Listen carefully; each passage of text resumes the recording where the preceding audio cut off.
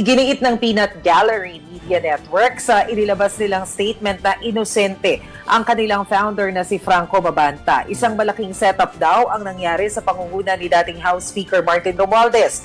Dagdag ng PGMN, pinatatahimik daw sila ni Romualdez dahil sa kanilang isinagawang expose laban sa koneksyon o kaugnay sa koneksyon daw ng kongresista sa flood control scandal. Pero syempre, kanina sa press briefing ni Palace Press Officer Claire Castro, itinanong yan, issue na yan. Itinanggi ng Malacanang na magkaibigan sina Mabanta at Pangulong Bongbong Marcos. Ipinakita ni Palace Press Officer Claire Castro ang mga larawan ni Mabanta kasama si dating Pangulong Rodrigo Duterte at ang kanyang spokesperson na si Attorney Harry Roque. Pinaiimbestigahan naman ni Bicol Saro Party List Representative Terry Ridon ang PGMN dahil sa pagpapakalat daw nito ng fake news. Kabilang dyan ang disinformation sa singil kuryente, source ng pondo at kung sumunod sa tax laws ang PGMN.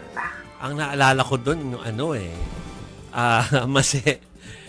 kasi akala ko yung legit yung I mean kasi naiintindihan natin marami ang masama ang loob tungkol do sa kuryente, 'di ba? Oo, syempre. Actually marami naman talagang nagpunta ng social media para sabihin yung frustration nila. Pero yun nga yung nilabas na yan yung naging controversial dahil yung nagrereklamo mo ba magkaiba yung serial number or basta yung account number doon sa kanyang pinapakita. Pero anyway, that's just one of the things na ibinabato sa sa network or sa media group na iyon. Again, sabihin natin na of course lahat ng binasa ni Masay tungkol sa paggigiit ng innocence, of course it's their right Masay na sabihin yon kasi lalaban pa sila and it's an ongoing case at saka investigation.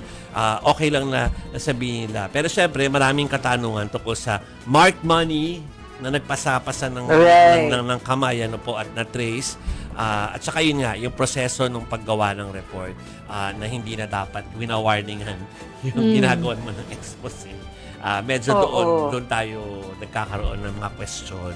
At saka kung totoong sincere ka, 'di ba? Natulungan yung bansa mo na ma-expose kung sino-sino nga ba yung mga personalities na involved sa corruption.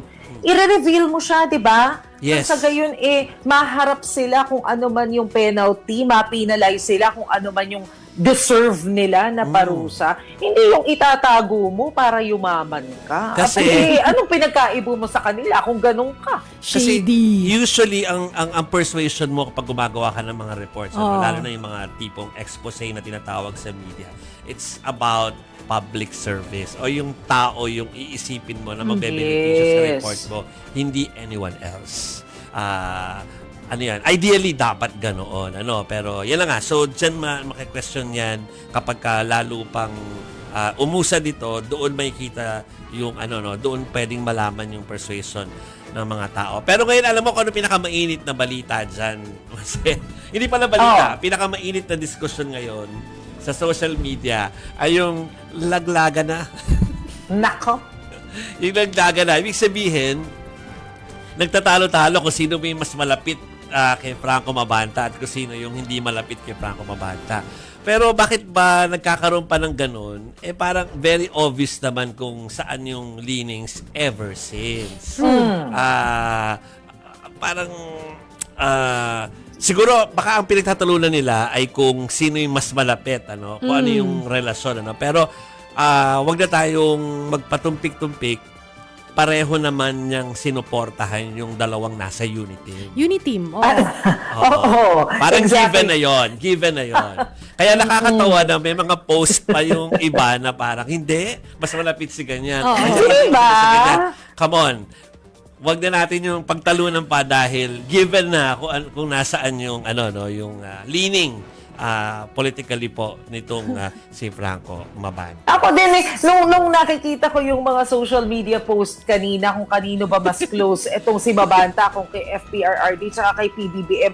Alam mo yung parang hindi ba obvious naman na naging magkakampi yung dalawa? Obviously, at one point, sinuportahan niya pareho, pero feeling ko kasi it doesn't matter anymore. Parang mas importante ngayon pag-usapan natin, totoo ba?